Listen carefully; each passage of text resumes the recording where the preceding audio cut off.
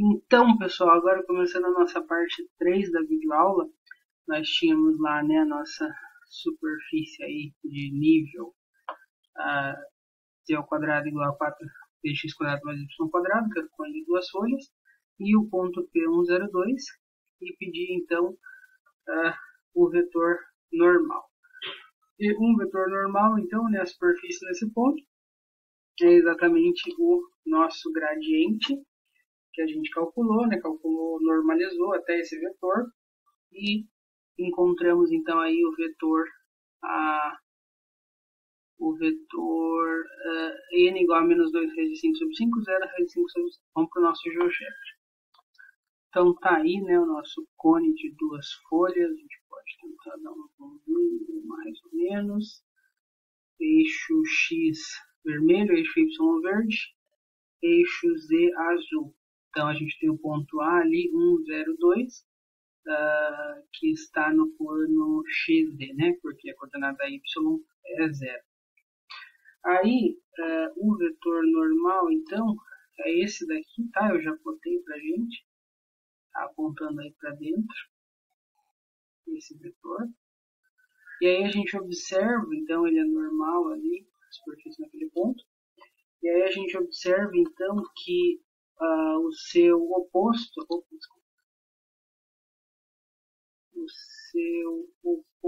que é o D, o menos V, né? O menos N, aliás, o menos N também é normal, tá bom? Só aponta aí na direção. Tivemos, então, através do gradiente. E, claro, temos a reta perpendicular, que é onde o vetor normal aí está, né? Da direção dele. Aí eu plotei também o plano tangente da gente observar. Preciso ver. Um vetor tangente aí é esse aí, 0, 1, 0. Como é que a gente faz, né? A gente precisa de uma curva contida na superfície, passando no ponto A.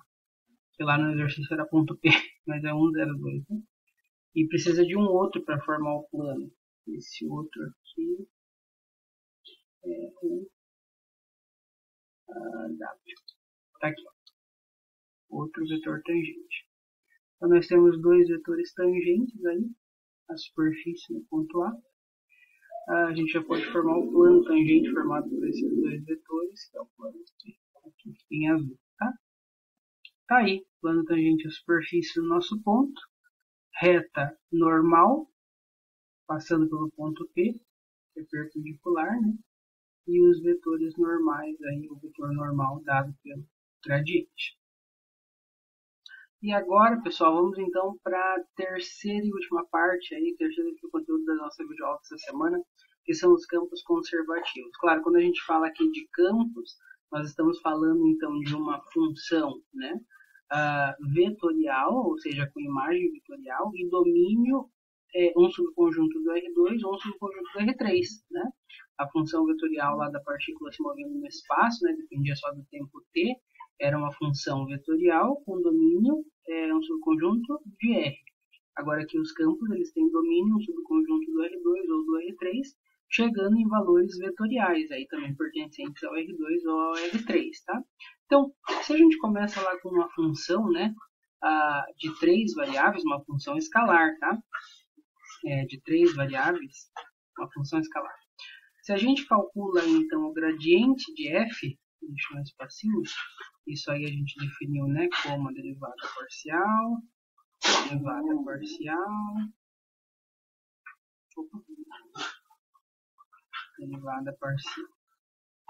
Ok, isso aí, então, é um vetor do R3, tá? Sendo um vetor do R3, isso define para a gente um campo V, né? Qual é a imagem aí do campo V, né? O campo V pega um ponto do R3, né? X com 3 coordenadas aí, e associa o seu gradiente, também no R3, né? Então tá aí um campo vetorial. O V, no caso, aí, né? Vai ter domínio um certo subconjunto do R3, e a imagem vai cair também no R3. Ok? Aí, pessoal, quando o campo V é dado pelo gradiente de uma função escalar, a gente vai dizer então que ele é um campo conservativo. Tá aí. Então, um campo conservativo é um campo vetorial aí que é dado como o gradiente de uma função escalar. Okay? Nesse caso, a função f aí, né? F é o que a gente chama de potencial ou função potencial do campo V. Aí, pessoal, esses campos, né, eles são chamados aí conservativos, a gente vai ver mais adiante depois no cálculo integral. A integral de linha, né, quando eu faço a integral de linha num campo, depois a gente vai ver certinho, né, num campo vetorial, ela vai ser independente do caminho. Tá? A integral de linha ela só vai depender do ponto inicial e do ponto final. Tá?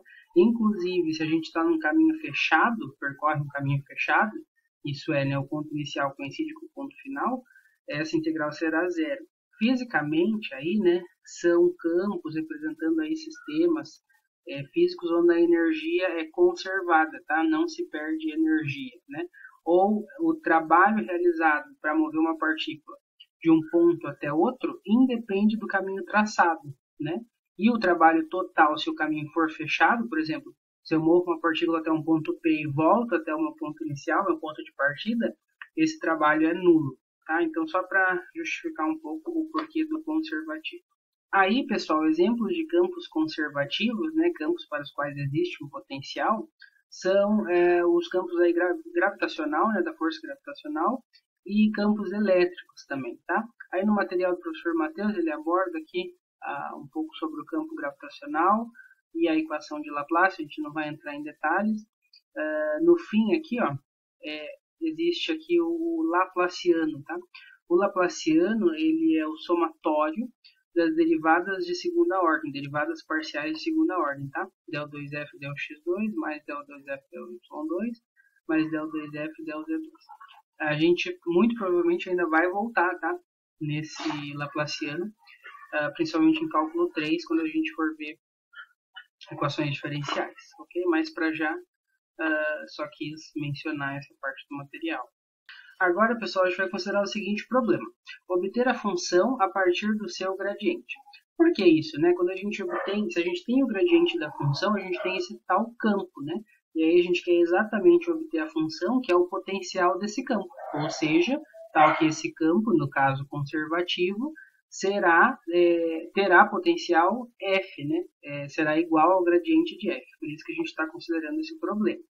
Então, a gente vai considerar aí o gradiente, né, um campo vetorial do R2 no R2, né, ou de um subconjunto do R2 no R2. E nesse problema a gente tem o gradiente, então a gente tem a derivada parcial em relação a x e a parcial em relação a y, e a gente justamente quer encontrar a função f. Então, um primeiro exemplo. Considere então que o gradiente de f é igual a y² mais 2x mais 4, na direção y, né, na primeira coordenada abscissa, e 2xy mais 4y menos 5 aí na ordenada. Então, a gente sabe que esse aqui é a derivada parcial em relação a x, e essa aqui é a derivada parcial em relação a y, né? E aqui a gente quer obter exatamente, né, f de xy. Como é que a gente vai proceder? Então, a gente vai começar integrando essa integral indefinida, né? Essa primeira parte em relação a x. Então, o nosso f de xy será a integral da primeira parte aí em relação a x. Como é que fica a integral aí indefinida? A gente vai ficar com y ao quadrado x, y é uma constante. É constante agora, integrando em relação a x. X ao quadrado 2x é o x ao quadrado, né? Derivando da 2x, mais 4x, né? Mais uma função g que depende só de y. Quando a gente deriva em relação a x, essa função g desaparece. Só que agora, gente, o que acontece? Quando eu derivo, então, a nossa f, dada por essa expressão aqui, eu preciso obter exatamente essa nossa fy. Isso que eu vou fazer, eu vou apagar ali em cima para ter mais espaço. Então, derivando a nossa expressão encontrada aqui em relação a y, o que a gente vai obter? X é constante, então x elevado de y ao quadrado, 2y. Então, aqui a gente vai ficar com 2xy. x agora é constante, a gente vai derivar em relação a y, desaparece, x ao quadrado desaparece, 4x também desaparece, e ficamos então com a derivada de y. Só que isso tem que coincidir com a nossa derivada parcial em relação a y dada pelo gradiente. Aí, igualando então as duas expressões, a gente observa que esse termo aqui cancela com esse, nessa igualdade, e a gente vai obter então que a derivada do g é 4y menos 5. Agora basta a gente integrar aí o g em relação a y, integral indefinida novamente. A gente vai obter o que então? 4 a y ao quadrado sobre 2 menos 5y mais uma constante c, um número real c. Portanto, aí 2y ao quadrado menos 5y mais c. Substituindo na expressão de f, a gente vai encontrar o seguinte. F de x, y igual àquela primeira expressão, né, mais a nossa g de y que a gente encontrou. Se vocês calcularem o gradiente, vocês vão ver que vai dar exatamente essa expressão, tá? Então, integramos o primeiro aqui em relação a x, derivamos em relação a y e igualamos ao dado pelo gradiente, né? Igualando, a gente encontra aquela função que depende só de y e substituindo a nossa f. Aí aqui, pessoal, no material do professor Matheus tem um segundo exemplo, tá? Se vocês quiserem explorar, ele dá o gradiente, então a gente tem a derivada parcial em relação a x igual à nossa primeira coordenada e a parcial em relação a y igual à nossa segunda. Só que aqui ele começa integrando essa equação, ele começa integrando em relação a y, tá? Então ele acha essa função mais uma função que depende só de x. Deriva em relação a x e iguala com a derivada parcial, tá? Derivando então em relação a x, encontra essa g', iguala a derivada parcial, tá? Encontra nesse caso que a g' é zero. Então a nossa g, né, integrando a g' em função em relação a x, a gente encontra que g é uma constante, tá? E aí substituindo, ele encontra então a função cujo gradiente é aquele lá inicial. Agora, pessoal, a pergunta é a seguinte: será que para todos os campos vetoriais existe uma função tal que o gradiente, uma função escalar, tal que o gradiente dessa função escalar é aquele campo? A resposta a gente já vai ver através de um exemplo também. Considere aí então o seguinte campo vetorial, né? V de xy igual a 3y na direção y menos 2x na direção j. E a pergunta é se existe uma função aí escalar, né? Nesse caso de duas variáveis, tais que esse campo vetorial é o seu gradiente, ou seja, tal que f é o seu potencial. Bom, isso aqui é satisfeito, né? C e somente C. Essa primeira aqui é a derivada de f parcial em relação a x, e essa segunda aqui é a derivada parcial em relação a y. Claro, aí no ponto xy. Então, sendo ali a primeira coordenada derivada em relação a x, vamos integrar aí em relação a x, encontrando então a nossa suposta f como sendo 3xy, certo? Y é constante, mais uma função g de y, certo?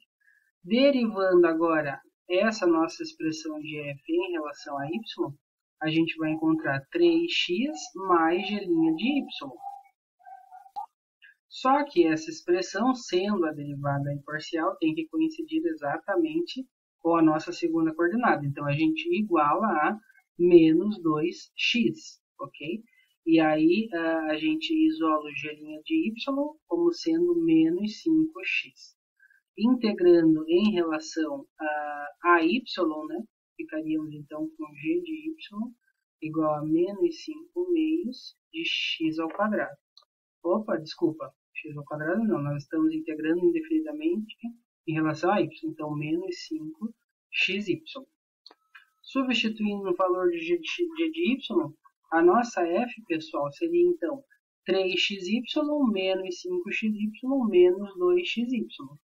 O problema é que se a f é assim, né, a derivada em relação a x em xy é igual a menos 2y, que é diferente de 3y, tá? Então, uma contradição aí, né? A gente não consegue encontrar essa f cujo gradiente é esse campo, tá? Então a resposta é na negativa. Nem todo campo é conservativo, para nem todo campo existe uma função que será o seu potencial. E aí vem a questão, né? Quando é que a gente pode garantir que, dado um campo, exista esse potencial? E a resposta está aqui nesse teorema, pessoal. Então, suponha aí que Mn são funções de duas variáveis definidas num disco aberto do R2, num subconjunto aberto aí do R2, nesse caso o disco. Aqui é aberto só para que a gente sempre tenha pontos de... que a gente sempre possa aproximar os pontos por valores no domínio, tá? Tem a ver com a gente conseguir fazer sentido calcular aquele nosso limite e evitar certas dificuldades com a derivação, tá? Por isso que a gente sempre pega aberto, para não ter que fazer, por exemplo, derivação só por um sentido, né? E assim por diante. E que a derivada do m em relação a y e a derivada do n, né, em relação a x sejam contínuas nesse disco, né? Existem e sejam contínuas. Então, dado esse campo vetorial, ele será um campo conservativo, né? Ele será um gradiente aqui no disco, né? Se e somente se é equivalente, essas derivadas aí coincidirem para todos os pontos daquele disco. Ou seja, né? Sempre que a gente tem o campo vetorial mi mais nj, repare, m é a primeira coordenada e n é a segunda função coordenada, função componente, né? Aí, a derivada em relação a y da primeira função componente é igual à derivada em relação a x da segunda função componente. Por exemplo, pessoal, ele pede assim, ó, determine se esse dado vetor é um gradiente e, em caso afirmativo, encontre f. Então, veja, como é que a gente vai aplicar o teorema, né? Primeiro, aqui a gente distingue, né? Primeiro eu vou copiar, vou tirar aqui o nosso teorema para a gente ter mais espaço. Tá aí, pessoal. Então, primeiro a gente vai identificar os nossos personagens, né? Essa aqui vai ser a nossa função m e essa aqui vai ser a nossa função n. Tá aí, m e n, né? Cuidado com o sinal aqui, é sempre mi mais nj. Então, a gente distribui esse sinal de menos. Segundo passo, vou calcular, como essa é a primeira função componente, eu calculo a derivada em relação à segunda variável, a y. E como essa é a segunda função componente, eu calculo a derivada em relação a x. Tá aí, então derivando aqui em relação a y, eu tenho exponencial de menos y vezes menos 1, mais, né, e essa parte se anula porque derivando em relação a y. Aqui, como como y é constante, a gente deriva em relação a x, fica só o menos e na menos y, em relação a x isso também é zero. Portanto, ó, pessoal, esses dois valores aqui coincidiram, certo? Então a gente tem, nosso tempo de gravação está terminando, a gente já